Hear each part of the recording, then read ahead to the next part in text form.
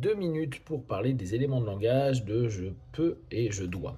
Vous allez constater que beaucoup de vos proches, ou peut-être vous-même, avez tendance à aller dans des fixettes pour obtenir des résultats qui parfois sont quasiment impossibles à avoir. Alors certains vont l'obtenir, mais les autres vont rester sur une insatisfaction. Insatisfaction qui est quasiment perpétuelle. Et on connaît un nombre de personnes qui sont dans cet état-là. Jamais content de ce qui est fait parce que on peut faire mieux, on peut aller plus loin, ou surtout, on doit aller plus loin. Et ce devoir est quelque chose qui s'impose à eux. Quand on leur pose la question en session, ils vont nous dire je le fais par moi-même, pour moi-même. C'est parce que je m'impose, je suis dur avec moi. Oui, bah du coup, sois moins dur avec toi.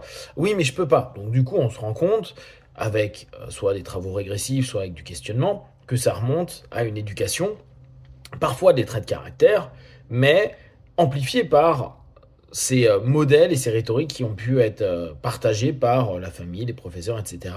Tu dois faire mieux, tu ne dois pas rester sur tes acquis, tu dois avancer, évoluer, blablabla.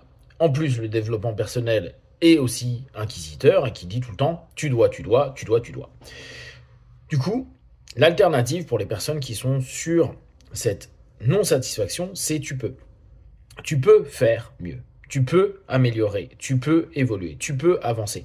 Ça ne veut pas dire qu'aujourd'hui, à cet instant précis, tu es au top. Mais tu peux te donner, avec cette notion d'insatisfaction, une possibilité de dire, bon, j'ai ça et je pourrais faire mieux.